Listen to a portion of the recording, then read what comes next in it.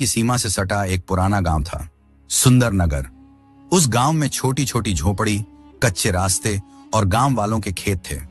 उस गांव के लोग बहुत मेहनती थे, लेकिन ऐसा लगता था उनकी किस्मत हमेशा उनसे रूठी रहती थी। अच्छी बारिश ना होने के कारण लोगों की फसल खराब हो जाती थी। हर साल फसल खराब होने के कारण गांव वाले कर्ज में डूबे रहते थे। उस गांव में एक लालची जमींदार रहता था। उसका नाम था हरि सिंह। उसके पास बहुत दौलत थी, लेकिन हरि सिंह बहुत ही लालची और घमंडी किस्म का इंसान था। उसके बारे में गांव वाले कहते थे कि जितना उसके पास धन है, उससे 2 गुना लालच उसके दिल में है। गांव वालों को खेती के लिए मजबूरी में उससे रुपए पैसे ब्याज पर लेना पड़ता था। हरि सिंह समय पर पैसे वापस ना मिलने पर उनकी जमीन पर कब्जा कर लिया करता था। उससे सभी गांव वाले बहुत दुखी थे। एक दिन गांव में एक साधु बाबा आए। उनके पास केवल एक झोला और लकड़ी की एक माला थी। उनका नाम देवानंद था।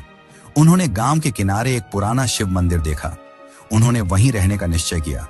गांव वालों ने जब उन्हें देखा तो वे उनके लिए प्रतिदिन दूध, दही, फल, भोजन आदि ले जाने लगे। बाबा गांव वालों को थोड़ा सा सोना प्रतिदिन दिया करते थे, ताकि उनकी समस्या कुछ कम हो। धीरे धीरे गांव में यह खबर फैल गई कि बाबा कोई साधारण साधु नहीं, बल्कि बहुत बड़े संत हैं। बाबा प्रतिदिन जंगल की ओर जाते और कुछ समय बाद वापस आ जाते। धीरे धीरे गांव में यह बात फैल गई कि बाबा के पास कोई जादू है, शायद किसी खजाने का राज जानते हैं। साधु के बारे में जब हरि सिंह के कानों तक खबर पहुंची, उसके अंदर का लालच जाग गया। उसने सोचा, यह साधु जरूर किसी खजाने का रहस्य जानता है, तभी तो गांव वालों की मदद करता है। उसने सोचा, अगर मैं उस साधु का रहस्य जान गया तो शायद मैं और ज्यादा अमीर हो जाऊंगा। उसने अपने नौकर रामू को बुलाया और कहा, कल जब बाबा जंगल की ओर जाएं तो उनका पीछा करना, देखना क्या है जंगल में। अगले दिन जब बाबा जंगल की ओर जाते हैं तो रामू दूर से बाबा का पीछा करता है। पीछा करते करते जब रामू घने जंगल में पहुंचता है तो देखता है जंगल में एक प्राचीन शिव मंदिर है। बाबा वहीं ध्यान में बैठे नजर आते हैं। मंदिर के पीछे एक वृक्ष था, जिसकी पत्तियां सोने के समान चमक रही थीं। यह देखकर रामू की आंखें चौंधिया गईं। वह भागता हुआ सीधा जमींदार के पास पहुंचा। उसने हरि सिंह से कहा, मालिक, सच में वहां सोने का वृक्ष है। सारी बात जानकर हरि सिंह बहुत खुश हुआ। उसके अंदर का लालच जाग गया। उसने सोचा, मैं खुद जाकर देखूंगा और सारा सोना ले आऊंगा। अगली रात जब पूरा गांव सो रहा था, हरि सिंह ने अपने नौकर को साथ लिया और मशाल लेकर जंगल की ओर बढ़ चला।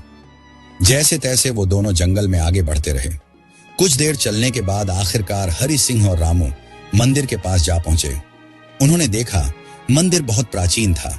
मंदिर की दीवारों पर पुरानी मूर्तियां थीं, जिन पर अब धूल जमी हुई थी। मंदिर के पीछे उन्हें वही पेड़ जगमगाता दिखा। चांदनी रात में वो वृक्ष सोने सा चमक रहा था। सोने के वृक्ष को देखकर हरि सिंह की सांसें तेज हो गईं। हरि सिंह और रामू उस वृक्ष के नजदीक पहुंचे। उन्होंने देखा पेड़ के नीचे एक पत्थर की शिला थी, जिस पर लिखा था, जो इंसान सिर्फ अपनी जरूरत लायक सोना लेगा उसे सुख मिलेगा, और जो लालच करेगा उसका अंत निश्चित है। लालच में अंधे हरि सिंह ने उस पर ध्यान नहीं दिया। उसने वृक्ष से एक फल तोड़ लिया। उसने फल को ध्यान से देखा और खुशी से चीख पड़ा, वाह, ये तो सचमुच सोने का है। अब उसका लालच बढ़ चुका था। उसने सोचा, सिर्फ एक फल ही क्यों लूं? अगर मैं पूरा वृक्ष ही काट लूं तो मैं बहुत अमीर हो जाऊंगा। इतना सोना है यहां, अगर ये सारा मेरा हो जाए तो मैं इस पूरे इलाके का मालिक हो जाऊंगा। लालच में अंधे हुए हरि सिंह ने जैसे ही दूसरे फल को तोड़ने के लिए हाथ बढ़ाया, पेड़ की पत्तियां सरसराने लगीं। हरि सिंह ने घबराकर चारों ओर देखा, पर वहां उसके और रामू के अलावा कोई नहीं था। उसने मन ही मन सोचा, आखिर कौन मुझे रोक सकता है भला। हरि सिंह ने अपने नौकर रामू से कहा, जल्दी से कुल्हाड़ी निकालो, ये सारे फल आज से मेरे हैं, मैं इन्हें घर ले जाऊंगा। रामू डरते हुए कहा, मालिक, इस पत्थर पर ज्यादा फल ना लेने का निर्देश है, कहीं कोई अनहोनी ना हो जाए।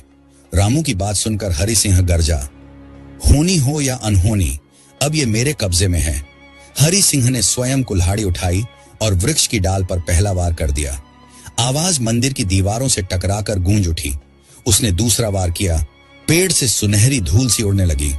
जैसे ही उसने तीसरा वार किया, हवा अचानक भारी हो गई। मशाल की लौ कांपने लगी और एकाएक बुझ गई।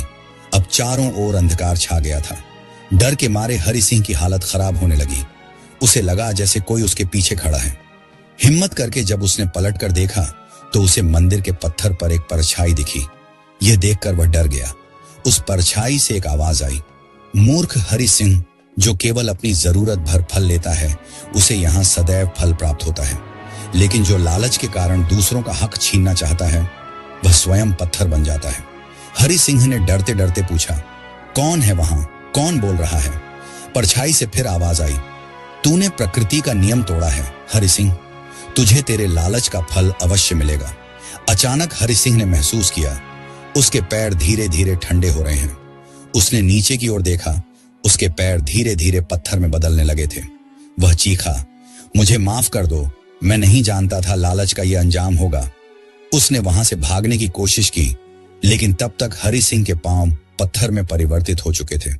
उसने हाथ उठाने का प्रयास किया, लेकिन धीरे धीरे सब कुछ पत्थर में परिवर्तित हो गया। हरि सिंह अब पूरी तरह मूर्ति बन चुका था। उसकी आंखों में भय, पश्चाताप और लालच सब एक साथ नजर आ रहे थे। हरि सिंह का नौकर रामू वहां से डरकर भाग गया। जब अगले दिन सुबह हुई, साधु देवानंद हमेशा की तरह जंगल की ओर चल पड़े। जब वो मंदिर के निकट पहुंचे, उन्होंने देखा मंदिर के सामने एक नई मूर्ति खड़ी है। उन्हें सारा माजरा समझ में आ गया था।